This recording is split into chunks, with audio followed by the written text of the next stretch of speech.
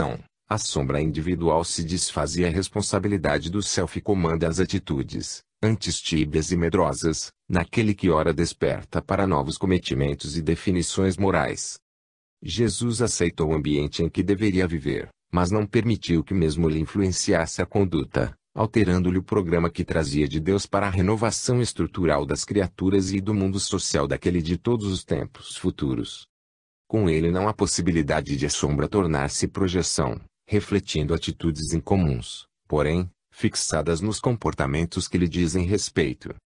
Não poderia haver melhor modelo para ensinar o amor que esplende na ação da caridade do que a figura do samaritano escolhida por Jesus, considerando-se o seu desvalor para os judeus, a indignidade que lhe atribuíam, sendo ele quem socorre o adversário sem fazer-lhe qualquer interrogação, sem ao menos recordar-se de que o homem caído e espoliado é alguém que o maltrata e desconsidera, e que, por sua vez, o deixaria aos abutres e à morte, sem qualquer sentimento de culpa, caso a situação fosse oposta. Condoeu-se, entretanto, viu-se a si mesmo abandonado e vencido, reconhecendo no outro a imagem e semelhança de Deus, porque seu irmão, embora ele não o considerasse, e assim, tomado de compaixão, socorreu-o, deu-lhe a alimária, seguindo a pé e protegendo de qualquer tombo, a fim de o amparar em uma hospedaria. Essa hospedaria pode ser considerada, psicologicamente, como um símbolo feminino, é a anima, o amor da mãe que alberga no seio o filho cansado e necessitado de proteção, recolocando-o no ventre e o sustentando. Ali, ante a exigência do hospedeiro, representação inevitável do animus, o estrangeiro remunera convenientemente, atendendo-lhe ao ego, e afirma que mais pagará quando do retorno, caso o enfermo gaste além do que estava sendo previamente acertado. Há uma harmonia psicológica tão profunda na parábola que encanta e concede-lhe caráter de integração num conteúdo perfeito. A sombra do hospedeiro também cede lugar à claridade do bem, porque confia que o estranho voltará para concluir o pagamento, caso o amparado exija maiores cuidados e despesas.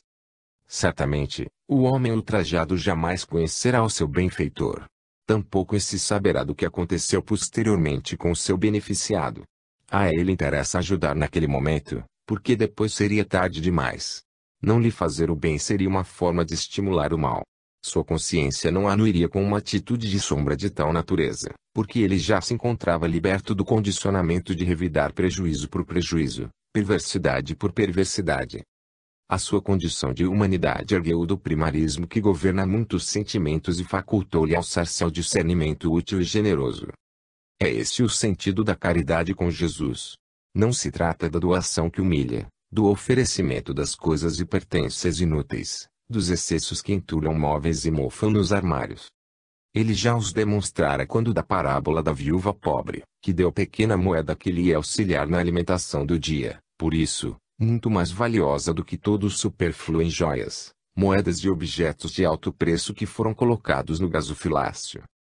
Aquela foi uma forma de autodoar-se, de entregar tudo quanto possuía e lhe era necessário, anulando o egoísmo em favor do significado religioso da oferta. Somente assim, dando e doando-se, o indivíduo se salva, se liberta das paixões, desescraviza-se da posse infeliz, torna-se uno com o bem que frui e esparze, volvendo ao reino dos céus sem estar acorrentado à terra. Esse é o sentido exato da caridade, libertação do ego e plenitude do self. Quando isso não ocorre, nenhuma crença libera da escravidão a que se permite o adepto. Necessário saber, portanto, como viver a crença, que fazer dela em forma de ação edificante, que resulte em bênçãos para o próximo e, consequentemente, para si mesmo. Crer é uma experiência emocional, mas saber é uma conquista da inteligência que experiencia a realidade e se deixa arrebatar, nunca mais alterando a consciência em torno do que conhecer. Pode-se mudar de crença, mas, quem passa a saber, enquanto vive em clima de normalidade, nunca mais ignora. Está ciente e vive consciente. A caridade resulta na lição mais pura e mais profunda do amor de Jesus, que se prolongará por toda a igreja cristã primitiva, mas que se corromperá na forma degradante de esmola que humilha e espezinha aquele que necessita, assinalando com a miséria, roubando-lhe a identidade que o dignifica. O doutor da lei, que buscou Jesus, era o representante por excelência da sombra coletiva existente. Ele sentia que o mestre, o homem de bem, o Messias esperado, era aquele com quem dialogava. No entanto, a sua sombra individual, invejosa e ciumenta, desejava colhê-lo numa armadilha, bem ao gosto da inferioridade dos pigmeus morais, das crianças psicológicas que, embora adultas, se negam ao amadurecimento da responsabilidade, da autoanálise, da autoconsciência. Sentindo-se incapaz de ser semelhante a Jesus, traiu a própria inferioridade, desejando perturbá-lo, levá-lo ao ridículo. A sua foi a pergunta que apresentam os impostores, porque sabendo da resposta, desejam conferi-la com a que lhe podem dar aqueles que lhes despertam o ciúme inconfesso e a inveja mesquinha. Era-lhe totalmente impossível ignorar o que se fazia necessário para possuir a vida eterna. E tanto era verdade que, por sua vez, interrogado por Jesus a respeito do que estava escrito na lei, foi taxativo em repetir o decálogo, demonstrando a lucidez da memória e o atraso dos sentimentos. Com a sabedoria e profundidade de percepção que eram peculiares ao mestre, inferindo da resposta que o interrogante conhecia como encontrar a vida triunfante, utilizou-se das figuras dominantes hediondas de outro sacerdote e de um levita, que representavam o lado escuro da sociedade preocupada com os triunfos da ilusão para confrontá-los com o samaritano, que se postava em condição de inferioridade, demonstrando que o amor é soberano, que independe de posição social, de raça, de privilégio. Ele mesmo é um privilégio que engrandece quem o vive e pode espalhá-lo. A parábola do bom samaritano é um poema da mais profunda psicologia do mestre para com a humanidade, que após ouvi-la, conscientemente, nunca mais poderá ser a mesma, tornando-se necessário a cada indivíduo atender a ordenança. Então, vai, diz Jesus, e faz o mesmo. Ajudar é auxiliar-se, libertar é a forma nobre de tornar-se livre. 22. Propriedade. Capítulo 16, item 7. Não podeis servir simultaneamente a Deus e a Mamon. Lucas, 16 e 13. O homem, na perspectiva da psicologia profunda, é um ser real, estruturalmente parafísico, revestido de corpo somático, que lhe permite o processo de construção de valores ético-morais e aquisições espirituais que o tornam pleno, quanto mais conquista e ascende na escala evolutiva com abandono das mazelas que lhe constituem embaraço ao progresso. Criação do psiquismo divino é germe de vida fadado ao desabrochar de mil potencialidades que lhe dormem na essência, que é a sua realidade. Cada etapa do desenvolvimento emocional e moral rompe-lhe envoltórios grosseiros que resguardam os tesouros luz que lhe cumpre desvelar. Qual diamante valioso e desconhecido, oculto em grosseiro revestimento, a lapidação lhe favorece o surgimento da grandeza de quem vestido. A sua emancipação resulta do esforço que empreende para vencer os obstáculos que lhe dificultam o voo no rumo da plenitude que o aguarda. Etapa a etapa, no entanto, adquire força que o propele a vencer os empecilhos e auto-encontrar-se ao longo da marcha ascensional. Mergulhando no corpo, e dele saindo sempre com as conquistas adquiridas, que lhe servem de investimento para experiências mais audaciosas. O self se desenovela dos impositivos do ego até esplender em magnífico sol de autorrealização. Depositário de incomparáveis títulos de enobrecimento, perde-se, temporariamente, no báratro do processo iluminativo, demorando-se por ignorância ou teimosia na ilusão em que mergulha de que o se deve libertar, não poucas vezes a sacrifício e abnegação com vistas aos resultados compensadores que lhe advêm. Por instinto de conservação da vida, apega-se aos recursos que lhe passam pelo caminho, afetivos, emocionais, materiais e, sem as reservas morais suficientes, submete-se-lhes, escravizando-se, para depois vencer, a ingentes lutas, a situação calamitosa a que se atirou. As experiências não vivenciadas, as circunstâncias ainda não conhecidas constituem-lhe a sombra, que se pode apresentar, também, do nosso ponto de vista, como os insucessos, os abusos, os desgastes a que se entregou, fazendo-a densa, porque necessitada de diluir-se através de outras atitudes compatíveis com as conquistas da inteligência e do sentimento. A propriedade é conquista antropossocioeconômica que resulta de longas buscas nos relacionamentos humanos, objetivando harmonia e respeito pelos valores indispensáveis às trocas que fomentam o comércio, que nobilitam a existência e que promovem o progresso. Em grande parte, é resultado da avareza, da ilicitude, da ambição desmedida, de atos ignóbeis, como heranças do primarismo de que ainda não se libertou imenso contingente de seres humanos. Normalmente, porém, É aquisição digna de cada qual, que em vida sacrifício e habilidade, conhecimento e labor a fim de adquiri-la, pensando de forma previdente nos dias difíceis da velhice, da enfermidade, da morte.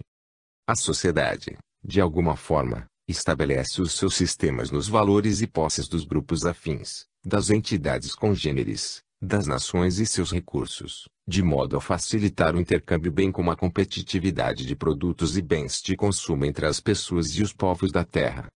Tem um fim providencial, que é desenvolver a indústria, a ciência, fomentar as artes, facilitar a comodidade e propiciar valores que contribuem para a sobrevivência dos indivíduos e dos grupos humanos. Entregar-se à sua conquista é dever de todo indivíduo que pense e constitui célula do organismo da sociedade. A família depende desses recursos, como a própria criatura, trabalhando em favor da harmonia do grupamento no qual se encontra colocada. Constitui um laço que retém o indivíduo à vida física, estimulando o crescimento intelectual e cultural, para mais facilmente aumentar os haveres. O risco da posse ou da aquisição da propriedade não está no fato em si mesmo de os conseguir, mas na maneira como isto se dá, além do que representa emocionalmente. Se é um meio para alcançar-se equilíbrio e bem-estar, torna-se instrumento dignificante. Todavia, se converte em único objetivo existencial, transforma-se em gigante cruel da realidade do ser, que se lhe escraviza e atormenta as demais pessoas que lhe padecem a insegurança e ambição. Há perigos na posse, que resultam do estágio espiritual daquele que armazena, deixando-se dominar pelos valores transitórios, a que atribui duração permanente, escorregando na loucura do desregramento que proporcionam, ou das paixões de outra ordem a que se entrega, desejando usufruir além das possibilidades de manter o próprio gozo. A posse que leva a riqueza, a fortuna, também facilita os desmandos, o exacerbar dos sentimentos vis como o orgulho, o egoísmo, a vaidade desmedida, a alucinação argentária em detrimento do enriquecimento interior, que se consegue por meio da abnegação, da renúncia, do devotamento e, sobretudo, da seleção de valores entre aqueles que são eternos e os efêmeros, que transitam de mãos. O homem Jesus sabia-o, e esclareceu com vigor que não se pode servir simultaneamente a dois senhores com a mesma dedicação, que podem ser também interpretados como a realidade do si e o capricho do ego. O primeiro é permanente, o outro, transitório. Enquanto um necessita de previdência e equilíbrio para o engrandecimento e a conquista de mais altos patamares, o outro permanece mesquinho e diminuto, comprazendo-se no imediatismo inseguro de necessidades que se renovam sem cessar. O ser humano tem o dever de selecionar os objetivos existenciais, colocando-os em ordem de acordo com a qualidade e o significado de todos eles, para empenhar-se em destacar aqueles que são primaciais, exigindo todo o empenho, e aqueles outros que são secundários, podendo ser conduzidos com naturalidade, sem maior sofreguidão. A propriedade pode tornar-se, em razão do ego, motivo de males incontáveis, como sob a inspiração do self transformar-se em fonte de inexauríveis bênçãos para aquele que é o seu momentâneo detentor e os outros que se lhe acercam em carência. Deus faculta a riqueza, proporcionando recursos ao ser humano para desenvolver a consciência e ampliar os sentimentos superiores. A aquisição de valores propicia e estimula o trabalho incessante, motivando o homem à renovação das forças e aos empreendimentos que se multiplicam em competição justa pelo adquiri-las. E estimulante para a existência física e fator de identificação social no grupo em que se movimenta. Jesus compreendia a finalidade superior da propriedade, por isso, valorizou-a, quando conviveu com os homens de bem e aqueles que possuíam recursos, estimulando-os, porém, a buscarem o reino dos céus, de que se haviam esquecido. Quando se reportou aos ricos, aparentemente apresentando palavras duras, não se deteve somente na referência aos detentores de coisas, moedas, minerais preciosos, propriedades, escravos, mas também aos possuidores de exacerbado orgulho, de incomum dureza de sentimentos, de rancor e de ódio, de presunção e de avareza, que também são possuidores de preciosos bens, de que não se dispõem a libertar. Por outro lado, a inteligência, a saúde, a memória, as aptidões gerais constituem recursos valiosos de que se deve utilizar o espírito com sabedoria, a fim de dar conta, mais tarde, da aplicação que foi feita. Não são poucos aqueles que se empenham para conseguir propriedades, que os tornam desditosos, incompletos, mais ambiciosos, enquanto deveriam reflexionar em torno da sua realidade psicológica, dos haveres morais e sentimentais, empenhando-se pela conquista de segurança espiritual, em vez daquela de natureza física, que mil fatores mutilam, alteram ou destroem com facilidade. Os valores que jamais se perdem, são as conquistas elegidas pela razão e pela emoção, que não se transferem de mãos, não perdem a atualidade, constituindo fonte incessante de enriquecimento interior. Em um estudo profundo da consciência humana na sua e em todas as épocas, o Mestre Jesus foi de uma clareza incomparável, estabelecendo que não podeis servir simultaneamente a Deus e a Mamon. 23. Avareza. E, capítulo 16, item 11, esta noite mesmo tomar-te-ão a alma. Lucas, 12 e 20. Diante do cosmo abundante e generoso, com infinitas possibilidades de progresso e de engrandecimento de valores, somente o ser humano se expressa com mesquinhez e avareza, preocupado com a posse efêmera, que lhe pareceria garantir a perenidade da vida e a segurança existencial. A falsa conduta social de acumular para deter é remanescente do instinto primário, que se assegura da possibilidade de retenção da presa para o repasto futuro, sem dar-se conta da variedade de recursos que se encontram em torno e servirão para a preservação da vida. Essa força, quase incoercível porque é ancestral, fincada no ego, responde pelos conflitos sociais e econômicos, políticos e psicológicos, que arrastam multidões ao desespero, escravizando os sentimentos e as aspirações pela posse, que se expande na área da afetividade como herança patriarcal de que tudo quanto se encontra à sua volta é de propriedade. Nesse sentido, a família, os amigos, os objetos são sempre seus, sem que, por sua vez, se permita doar aos outros. Tal condicionamento leva o indivíduo, na sua masculinidade, à prepotência sobre o feminino frágil e pecador, responsável pela sua perda do Éden mitológico. Jesus homem, à luz da psicologia profunda, arrebentou esse pressuposto de dominação patriarcal, realizando a superior androgenia figurativa, quando harmonizou seu animus com a sua anima, em perfeita identidade de conteúdos, o que lhe permitiu transitar pelos diferentes comportamentos emocionais, mantendo a mesma qualidade de conduta. Jamais lhe aconteceu predominância essencial de um conteúdo psicológico em detrimento do outro, que sempre se encarrega de contrabalançar a atitude, destacando o ser essencial e não o seu exterior. Essa dualidade será sempre vivida em tal elevação, que ele superou o ambiente em que viveu, destacando-se pela qualidade de valores adotados e propostos, sem jamais desvincular-se do programa que veio trazer ao mundo, revolucionando as mentes e preparando-as para o advento da nova era. Nessa conduta, desvelou Deus todo o amor, sem a terrível herança patriarcal, que o transformava em um monstro esquecido da própria criação, na qual a dualidade é fundamental para a unidade. Eliminou a futura conceituação teológica de que Deus oferecera o sangue do seu Filho para aplacar a própria fúria, desse modo salvando a humanidade que, a partir daí, estaria justificada do seu erro ancestral. O ser humano, que se teria afastado de Deus pela desobediência, somente se reconciliaria com ele mediante Cristo, que seria a ponte do sacrifício em favor da redenção de todos os homens e mulheres.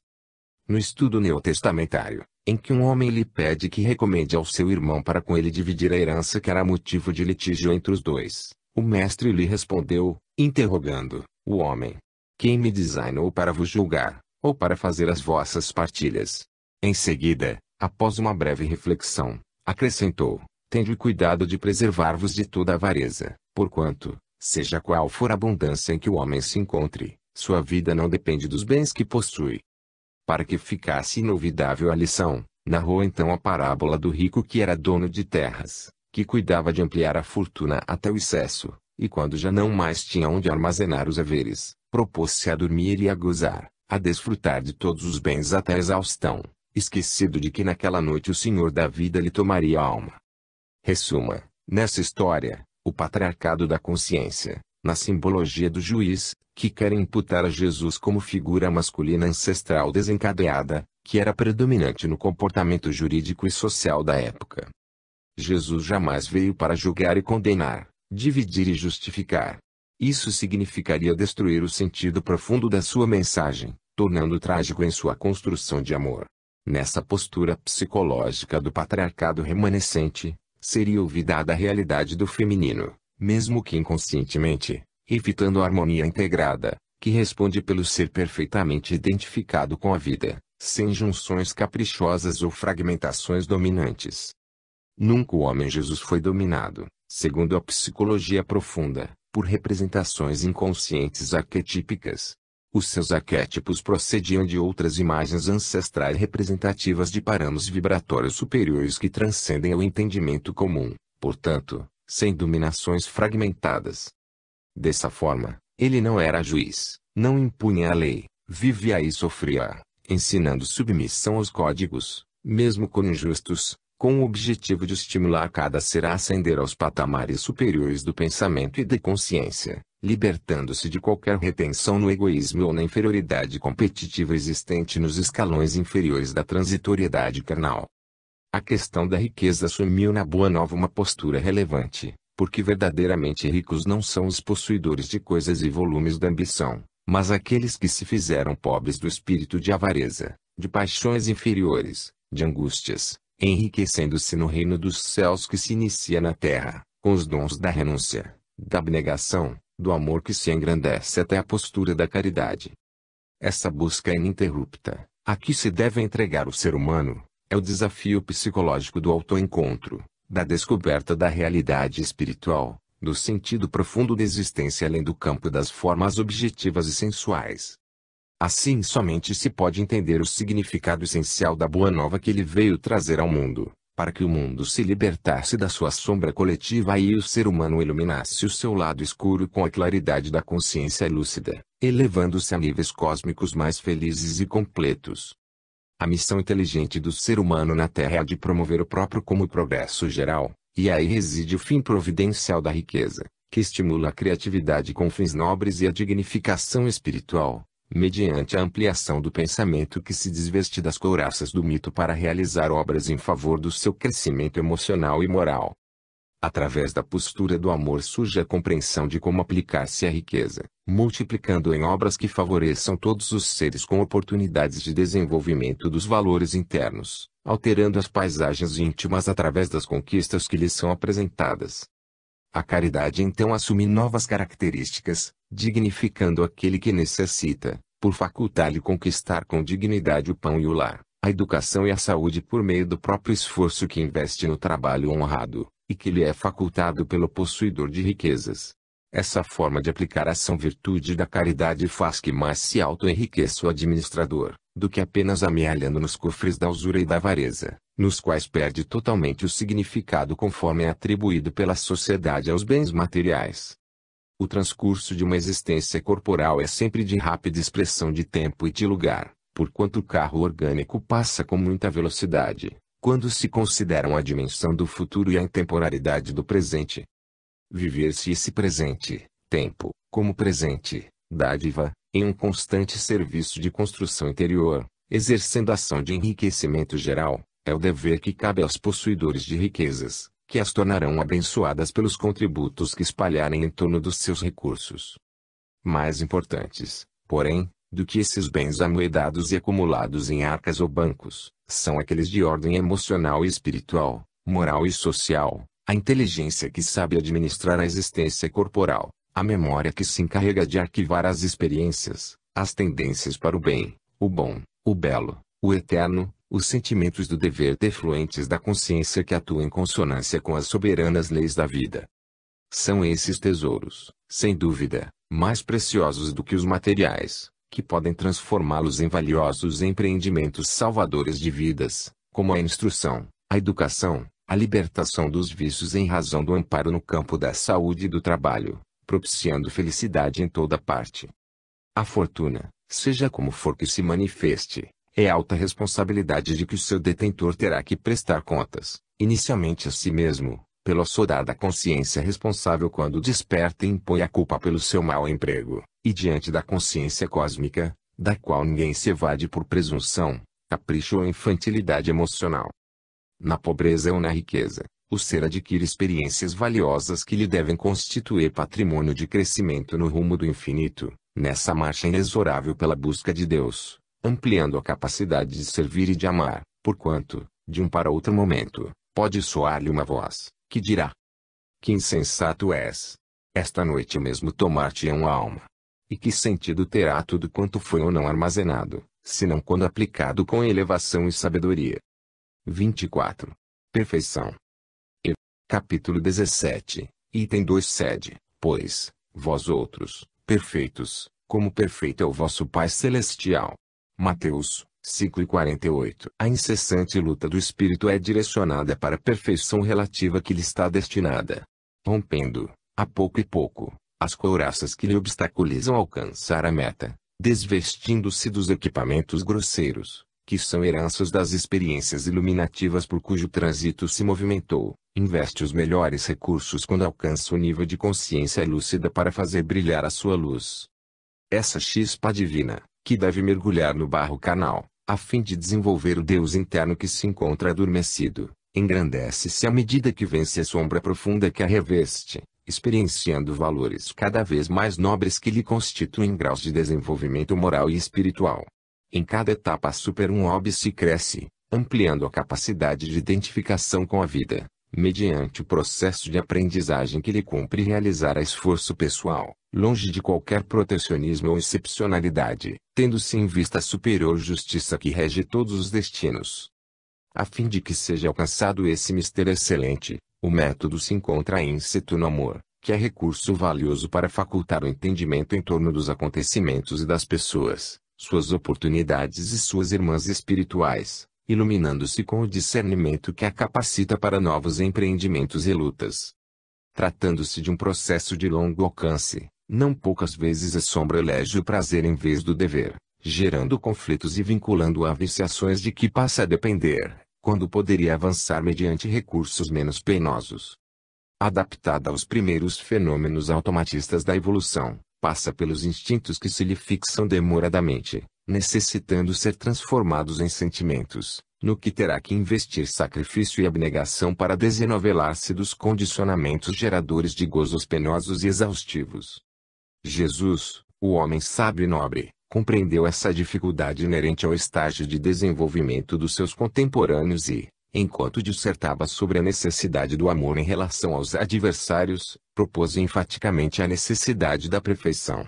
Impossibilitadas de compreender as sutilezas morais dos seus ensinos, aquelas mentes imediatistas e ensombradas necessitavam de um modelo que lhes permitisse o entendimento, e assim o mestre apresentou o Pai como a síntese absoluta que é da perfeição, no entanto, inalcançável, pois que o espírito criado jamais poderá ser igual ao seu Criador. Essa busca sugere a transformação moral incessante, a superação do ego severo e vigilante, facultando a libertação do self, cujo campo de ação ainda se encontra impedido para sua plena e total manifestação. O amor ao próximo recomendado pode ser definido como companheirismo, solidariedade no sofrimento e na alegria, amizade nas situações embaraçosas, capacidade de desculpar sempre, produzindo uma vinculação afetiva que suporte os atritos e os conflitos típicos de cada qual.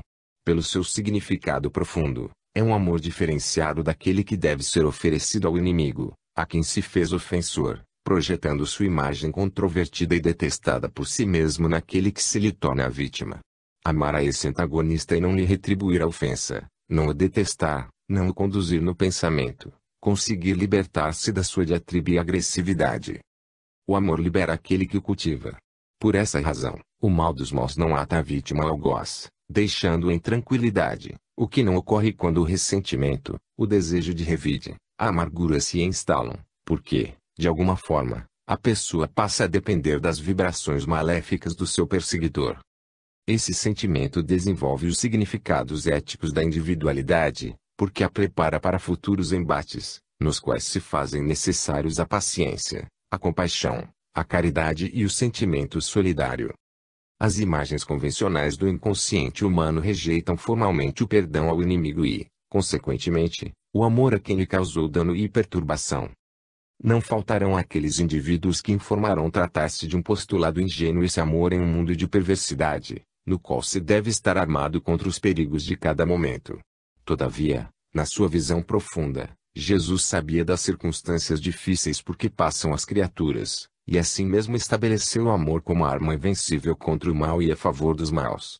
Isso, Porque o amor é penetrante e altera o comportamento, dulcificando quem o exterioriza e aquele que o recebe, já que procede de vibrações saturadoras do eu superior.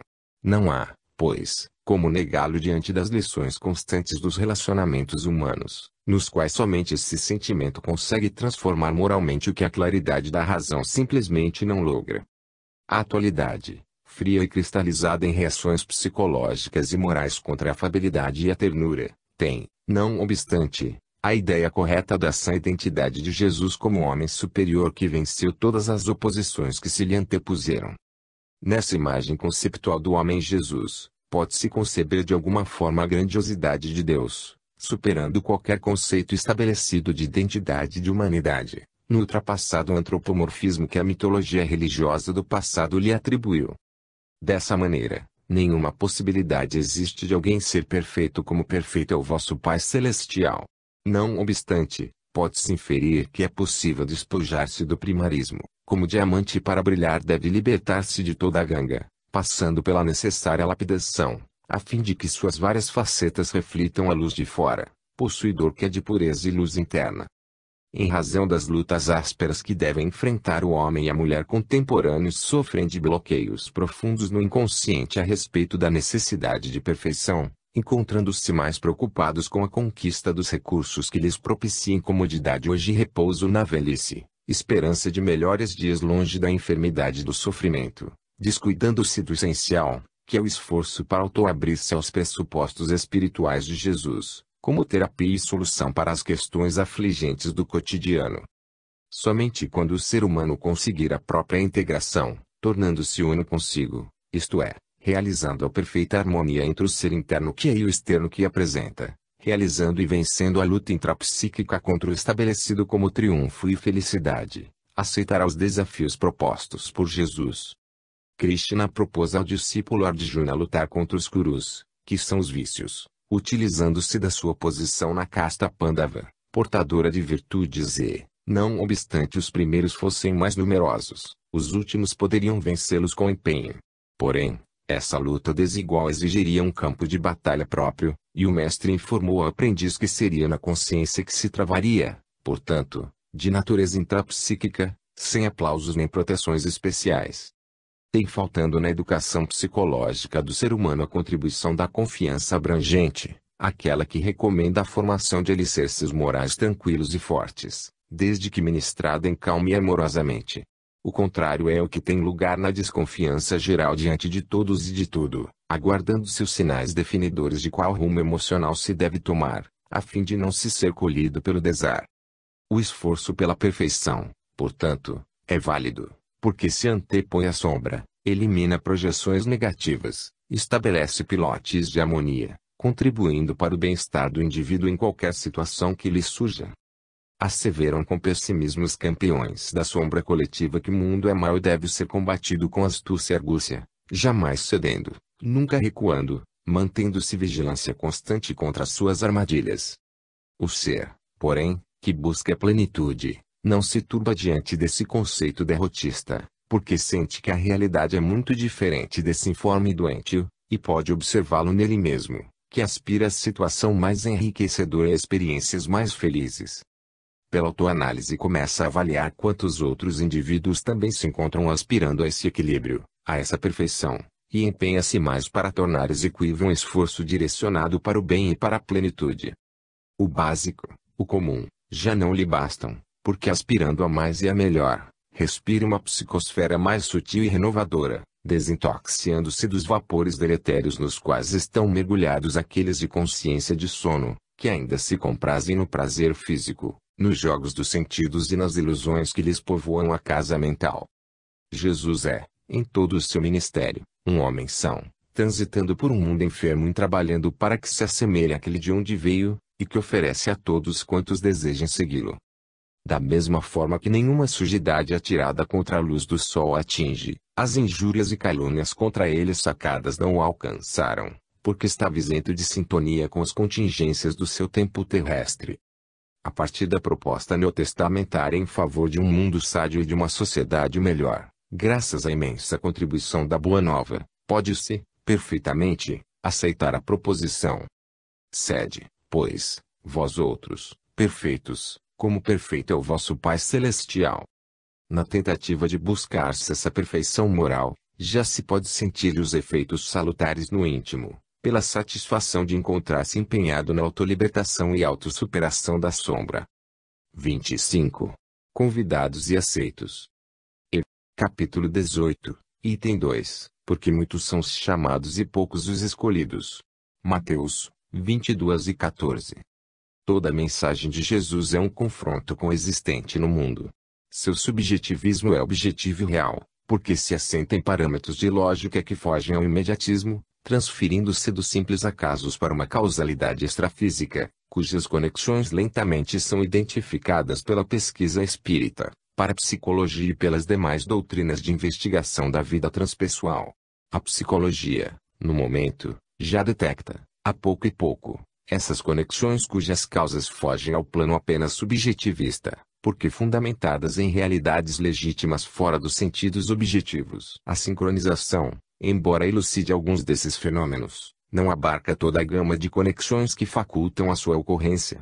Isso porque o ser espiritual governa os acontecimentos que têm campo no mundo físico, rico de fenômenos que, não obstante, são só aparentes. Partindo-se para uma análise da energia e das suas várias nuances de expressão, constatam-se efeitos múltiplos que, aparentemente, seriam resultado de uma casualidade ao comprimir-se, por exemplo, um botão e abrir um espaço fechado, ou emitir-se uma onda que, embora invisível, conecta com segurança a antena de um satélite, enviando mensagens visuais e auditivas, portadora de força peculiar para agir com exatidão conforme a intensidade de que se revista. A uma observação menos cuidadosa, esse fenômeno pareceria casual, desde que não se pudesse repetir tantas vezes quantas desejadas. Graças às percepções anímicas e mediúnicas desveladas e estudadas com critério pelo Espiritismo, esses fenômenos repetem-se com as mesmas características, variando de conteúdo em razão da diversidade dos agentes que os acionam. Assim, o discurso de Jesus é sempre portador de um conteúdo subjetivo que não se adapta à visão e ao modus operandi da sociedade do seu e dos tempos futuros, estabelecida sobre bases da percepção sensorial, do lógico e racional imediato, do concreto e do comum. Os primeiros, nas convenções sociais, são sempre aqueles que se esforçam, que triunfam, que conseguem romper as barreiras impeditivas do desenvolvimento convencional, granjeando fama e recebendo honrarias. Os últimos, são os desclassificados, os fracos, os incapazes de sobreporem as próprias deficiências o valor moral e suas manifestações de dignidade e de caráter. Somente se poderá entender que os últimos são os primeiros, quando se analise outra proposta não menos perturbadora do seu convite, informando que a porta é estreita, aquela que conduz à salvação, à libertação dos atavismos perniciosos e dos vícios, enquanto a do mundo é larga, prazerosa, de resposta imediata, porque totalmente aberta a sensações que se fazem insaciáveis, portanto, profundamente desgastantes, não compensadoras. A eleição da porta estreita, aquela que é resultado da luta intrapsíquica em favor das virtudes do equilíbrio, da sensatez, da perseverança nos ideais de enobrecimento, faculta que o candidato permaneça em último lugar na competitividade do mundo, a fim de ser o primeiro em espírito de paz, realizador do reino dos seus internamente, onde flui bem-estar e tem dilatados os horizontes das percepções extracorpóreas. Essas reflexões adaptam-se perfeitamente ao convite em torno do muitos são os chamados e poucos os escolhidos, considerando-se que se trata de um investimento especial na conquista de si mesmo, no desvelamento do self, na superação dos caprichos egóicos. Em um estudo convencional, todos os seres encontram-se convidados ao triunfo interior, às conquistas externas, ao equilíbrio emocional, às realizações sociais, à harmonia de comportamento, às atividades edificantes do grupo em que se movimentam. Apesar disso, somente poucos cidadãos conseguem a identificação com todos esses compromissos. Não raro, uns se afadigam pelas posses, pelo conforto em detrimento da vida interior. Outros fogem do mundo e da sua convivência, perseguindo o silêncio e a interiorização, aturdidos, no entanto, com as paisagens conflitivas do inconsciente e os desejos em frenesto prazer não experienciado. Esse labor levaria à conquista e à união da anima com o animus, qual conseguiu Jesus, Por isso, mantendo-se sempre em sã conduta e saudável convivência com todos, sem qualquer tipo de tormento íntimo nem desajustamentos emocionais como pessoa e cidadão, inclusive recomendando que fosse pago o tributo a César, enquanto pregava e difundia o reino de Deus. Nunca se permitiu o conflito dos dois mundos em litígio. Havia escolhido o melhor e, portanto, comportava-se de maneira equilibrada nesse de menor significado, mas igualmente importante. Desse modo, quando alguém elege o reino de Deus, transforma-se interiormente, intentando alcançar o objetivo que tem em mente. A esses se pode aplicar o conceito de Jesus. Porque muitos são os chamados e poucos os escolhidos. Em uma análise psicológica profunda, o escolhido é aquele que consegue o triunfo sobre a inferioridade moral, entregando-se com fidelidade à opção realizada, que o compensa interiormente com a alegria do bem que esculpe nos sentimentos. Quando essa disposição se estabelece e passa a governar o destino do ser, desaparecem-lhe as ambições do triunfo externo, porque compreende a sua desvalia, ou pelo menos não lhes atribui o significado hedonista de gozo exaustivo, que deixa sempre laivos de amargura e de frustração, sem compensar o esforço despendido pelo conseguir. Desaparece, por sua vez, o egoístico instinto de competitividade, que rende estipêndios para o orgulho, não preenchendo os vazios existenciais. O ser descobre que há prazeres mais significativos e reconfortantes que aqueles que se derivam da posse, da ostentação e do orgulho. Essas expressões do primarismo da consciência, o seu lado escuro, banham-se, por fim, de expressiva claridade com o discernimento daquilo que é importante em detrimento do que tem um sentido transitório, que satisfaz por um momento e não mais atende posteriormente. Essa é a grande luta da criatura humana educada para esmagar, para vencer os outros, mesmo que sob os camartelos dos conflitos internos que aturdem e degradam, levando ao desequilíbrio e à loucura. Em uma sociedade construída conforme os padrões do pensamento do homem Jesus, não vicejam as lutas pelos lugares proeminentes, porque aqueles que são portadores da hierarquia real, aquela que os distingue interiormente dos demais, sem os humilhar nem ferir, não estão realmente interessados no destaque comunitário nem na dominação das outras pessoas. Preocupam-se exclusivamente com a sua realidade de ser imortal, conscientes de que o descer da cortina é também o derrubar da madrugada perene. Em todos os cometimentos humanos, são muitos aqueles que se encontram convidados para realizações nobilitantes. No entanto, vestidos pela sombra, facilmente se desinteressam de prosseguir por falta da resposta compensadora aos vazios do ego, que se preocupa com o entulhar-se de preocupações e de lutas pela conquista da primazia. Há convites por toda parte, e nem todos os indivíduos têm olhos para ver nem ouvidos para ouvir, concitando-os à conquista de significados existenciais que os preencham de harmonia, direcionando os seus passos para os rumos melhores, aqueles que não frustram, nem levam a desesperos dispensáveis. O ser humano se encontra na Terra envolto em batalhas iluminativas cada vez mais severas. Superadas aquelas que tinham a ver com a existência física, e que remanescem nas guerras urbanas ou entre as nações, enfrenta as lutas no lar, no grupo social, no trabalho, mediante as quais adquire sabedoria e aprende a conquistar os altiplanos interiores. À medida que se robustece emocionalmente, mais desafiadores se tornam os combates, porque se transferem para o campo íntimo onde permanecem as heranças do processo de evolução já conquistada. Mediante a identificação com os objetivos que deseja alcançar, autoilumina-se, recorrendo à oração, que é fonte inexaurível de energia, abastece-se e renova-se sem cessar, de modo a triunfar sobre as dificuldades que já não lhe obstaculizam o passo. Aqueles, portanto, que no mundo são tidos como ultrapassados, ingênuos, não credores da consideração mentirosa do convívio social doentio, são os últimos, apesar disso, perfeitamente integrados nos objetivos superiores da vida, tornam-se os primeiros no reino dos céus. Indispensável considerar-se que no jogo das ilusões e na busca da realidade, caracterizam-se os seres psicologicamente infantis e os amadurecidos, que optam pelo melhor e perene, que souberam eleger aquilo que lhes é mais importante, em detrimento do convencional e aceito, imposto pelo convívio terrestre. Dessa forma, o esclarecimento de Jesus é relevante e deve ser meditado profundamente, porque muitos são os chamados e poucos os escolhidos. 26. Poder da fé. Capítulo 19. Item 2. E nada vos seria impossível.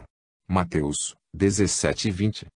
A fé expressa-se mediante a confiança que o espírito adquire em torno de algo. Apresenta-se natural e adquirida. No primeiro caso, é espontânea, simples, destituída de reflexão ou de exigência racional, característica normal do ser humano. Na segunda acepção, é conquista do pensamento que elabora razões para estabelecer os seus parâmetros e manifestar-se. Robustecer-se com a experiência dos fatos, tornando-se base dos comportamentos lógicos e das realizações significativas do pensamento e da experiência humana. A fé procede também de vivências transatas, quando o espírito enfrentou situações e circunstâncias que foram experienciadas deixando os resultados dos métodos utilizados para superá-las. Conhecendo os acontecimentos, embora inconscientemente, o ser adquire a confiança espontânea para os enfrentamentos que se apresentem por semelhança, evocativos daqueles passados. Torna-se, desse modo, indispensável para uma conduta saudável, porquanto se faz bastão e alicerce para novos cometimentos mediante os quais o ser progride. A fé, no entanto, deve apoiar-se na razão que perquire, no discernimento que estabelece as diretrizes comportamentais, a fim de que não se expresse de maneira cega, levando ao delírio do absurdo ou à ingenuidade do período infantil. A fé amadurece através da conduta que propõe, coroando-se de segurança pelos resultados colhidos nos empreendimentos encetados.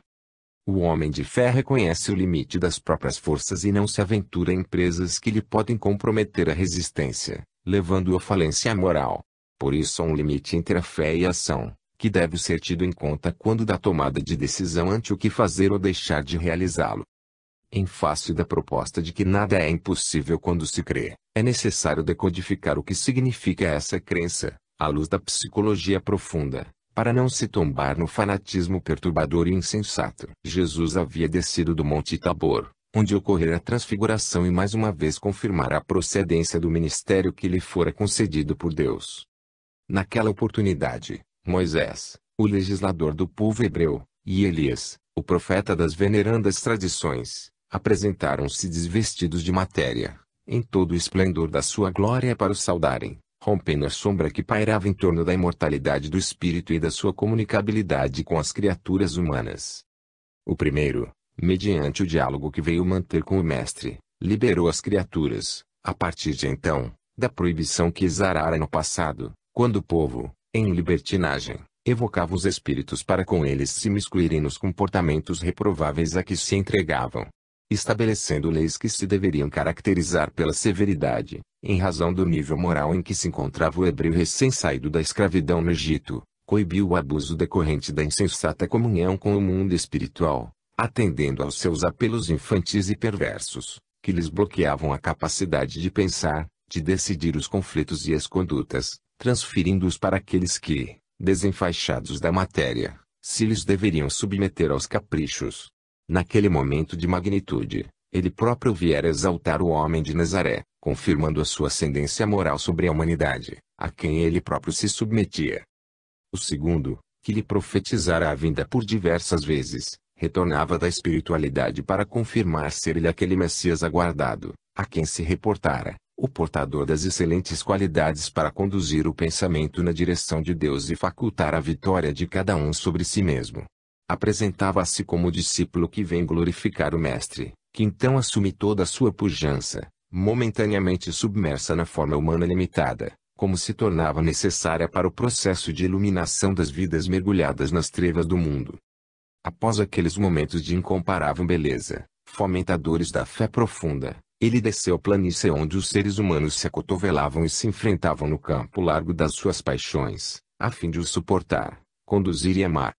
De imediato, um pai aflito, nele reconhecendo o Messias, prosternou-se-lhe aos pés e pediu-lhe socorro. O sentimento de compaixão do homem espraiou-se e sensibilizou Jesus. O seu drama era o filho enfermo, tomado por desconhecida força que o vitimava, atirando-o de um para outro lado, ameaçando-lhe a existência, minando-lhe as energias e entregue totalmente à sua sanha, sem possibilidade de libertação. Conhecendo o insondável do ser humano, Jesus compadeceu-se e cingiu a treva que envolvia o jovem, percebendo-lhe a história pretérita, quando delinquira, vinculando-se ao odiento perseguidor, que não cedia no propósito infeliz que se impusera. Aturdido na sua insânia, não raciocinava, nem se apredava daquele que lhe sofria a vindita, incidindo no mesmo erro de que fora vítima anteriormente. Ao contato, porém, com Jesus, restabeleceu-se-lhe o discernimento, deu-se conta do mal em que laborava, num átimo de segundo arrependeu-se e desalojou-se do campo mental em que se omisiara no seu sofrido hospedeiro. Desvinculou-se de imediato ao ouvir a voz clara e forte do Mestre e receber o influxo do seu pensamento compassivo, deixando de malsinar o outro, para cuidar da própria sombra responsável pelo seu ódio, pelo desejo de desforço, pela inferioridade moral em que jazia.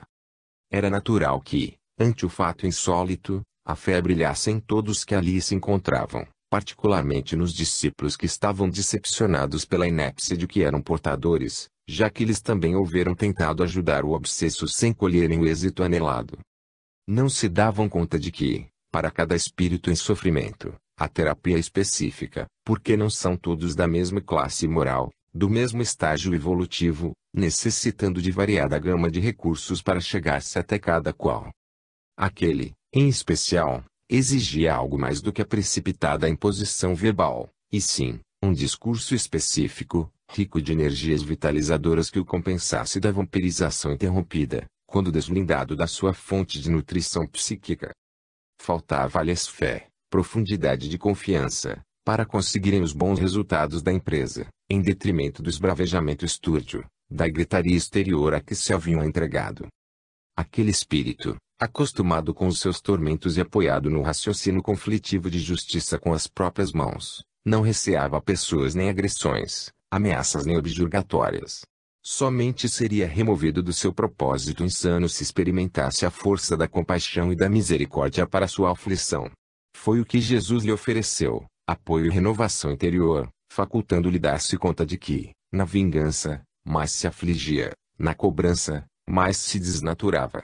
Somente lhe restava a alternativa do perdão-ofensa recebida, para desfrutar da paz de que necessitava mais do que de qualquer outro valor, embora não se desse conta. O amor de Jesus infundiu-lhe esse ânimo. A sua claridade diluiu-lhe um pouco da compacta treva em que se confundia. A fé, em Jesus, era a certeza do próprio poder, da perfeita sintonia com Deus, a quem recorria sempre que necessário, sabendo por antecipação dos resultados que seriam colhidos. A fé é força que se irradia como energia operante e, por isso, consegue remover as montanhas das dificuldades, aplainar as arestas dos conflitos, minar as resistências que se opõem à marcha do progresso. O ser humano enfrenta os montes das dificuldades que ergue à frente, quando deveria buscar os objetivos mais nobres e engrandecedores. No entanto, no seu estágio infantil, a sua sombra o envolve com preconceitos e desaires, enceguecendo com a ambição desmedida da posse material, na qual investe os seus melhores recursos, e depois não sabe como deslindar-se de tantos conflitos, e vencer tão variados obstáculos que tem pela frente. Só mediante a fé, estruturada na consciência livre de prejuízos de toda natureza, oferece as resistências para enfrentar as montanhas de desafios que lhe impedem o avanço no rumo da harmonia. Mediante a fé lúcida e enriquecedora, a existência se apresenta digna de ser vivida, facultando a aquisição de recursos para todas as situações, ensejando que aquele que a possui enfrente todas as contingências com calma e certeza dos resultados felizes que o aguardam.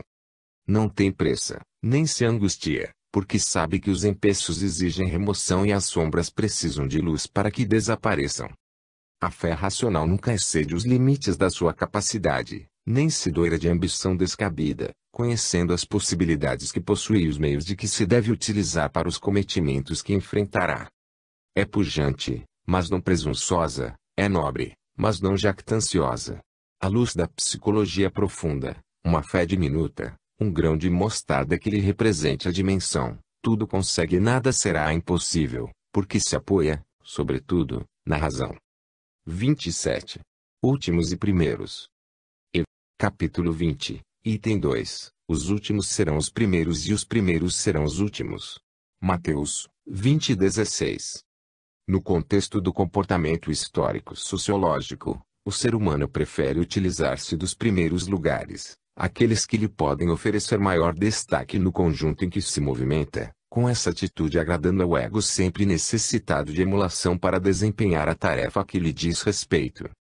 Não raro, dominado pelas paixões derivadas da necessidade do prazer e da posse, que lhe parecem constituir metas únicas, transforma a existência num calvário de lutas interminas, porquanto as ambições em crescendo não lhe facultam a paz nem o preenchimento interior, que são indispensáveis à vida feliz. Educado para o triunfo na sociedade, mediante propostas hedonistas, a sua vitória deve ser disputada a qualquer preço, não importando as consequências que possam advir dessa filosofia utilitarista de efeitos perturbadores. Atingido o patamar que constitui o objetivo central dos seus esforços e interesses, não se pode furtar ao vazio existencial ao continuado empenho para ter mais, tornar-se conhecido, dominador, como se os infortúnios, as enfermidades, a velhice e a morte não o pudessem atingir. A existência física parece-lhe ser a saga de realizações externas, o acumular de louros e aplausos, num vai-vem ininterrupto, cansativo e desgastante. Os vitoriosos de um dia, no entanto, passam, como sucede com os indivíduos de todas as camadas nas diferentes lutas que travam. Essa conduta ilusória responde por transtornos psicológicos muito graves e danos espirituais de libertação penosa. O mundo é educandário, oficina para atividades nobres e nunca uma ilha de sorrisos e plenitude, ou um palco de tragicomédias que deleitam apenas por um momento. O Evangelho de Jesus é um repositório de ensinamentos convidando à mudança de entendimento da finalidade existencial. Sem jamais combater a posse ou um prazer que se derivam dos esforços dignos e dos objetivos de serviço à humanidade, Jesus sempre conclamou àqueles que o escutavam ao progresso mediante o trabalho, a dignidade por meio do auxílio recíproco, demonstrando, no entanto, a transitoriedade de todas as coisas ante a perenidade do espírito. Sendo possuidor de recursos incomparáveis, aplicou-os pelo bem dos outros, nunca se permitindo humilhar ou menosprezar os carentes, ou entregando-se ao desperdício, ao abuso do poder, à exploração de outrem. Vivendo intensamente o mundo, este com suas imposições, às vezes, arbitrárias, deu curso à meta que trazia, a instalação do reino de Deus nas mentes e nos corações humanos. Não seja de estranhar a sua informação de que nesse reino de justiça, os que se exaltam, se glorificam e desfrutam das comodidades honradas terrestres, sempre nos primeiros lugares, serão os últimos, enquanto que aqueles que sofrem que jamais experimentaram as concessões terrestres, os tesouros da cobiça e do orgulho, serão os primeiros. Paradoxalmente, os eleitos pelos homens, que deles esperam colher as migalhas que sobram nas suas mesas elegantes e fartas de poder transitório e prestígio, salvadas as exceções compreensíveis, acumulam os frutos da avareza, do crime silencioso e oculto, da traição, do suborno, da astúcia desenfreada. Eles próprios sabem da conduta que mantêm, de como são interiormente e do seu desinteresse pelo progresso da sociedade e bem-estar do seu próximo. O egoísmo que neles predomina cega-os para a realidade existencial e para as mínimas expressões de compaixão e de misericórdia em favor dos deserdados da fortuna, os denominados parasociais. E natural que, após a embriaguez dos sentidos e o demorado letargo na glória, despertem para a realidade que difere do que lhes aprove viver no mundo, anestesiando a razão e torcendo a óptica de observação do seu irmão situado economicamente em degrau mais baixo, quiçá pela sua indiferença ou perversidade. À luz da psicologia profunda, o texto evangélico em epígrafe trabalha contra a sombra do poder-prazer, diluindo o ego ambicioso e perverso ante as claridades diamantinas do subconsciente das suas altas responsabilidades de edificação da criatura humana. A coragem de Jesus é incomparável, porquanto diante da alucinação dominante nos seus dias, formulou a parábola dos trabalhadores da última hora, enfrentando a presunção farisaica e o orgulho hebreu de considerar-se privilegiado por Deus, em face do seu comportamento monoteísta e das inúmeras revelações de que a raça foi instrumento. Em contrapartida, eles não se davam conta de que a abundância de informações que esclarecem constitui pesada carga de responsabilidade moral para aqueles que lhe recebem o benefício. Nasceu Jesus em Israel de forma que se cumprissem as profecias, no entanto, ele não pertence a um povo, a uma raça, a uma época, sendo de todas as nações e de todos os tempos, sem compromisso específico com quaisquer que lhe queiram disputar a dominação. Ele asseverou com severidade que tinha outras ovelhas que não eram daquele rebanho, confirmando a sua independência e total liberdade de ação em relação a todas as criaturas humanas. Os profetas foram os primeiros a trazerem a notícia da vida espiritual, da justiça divina, das consequências dos atos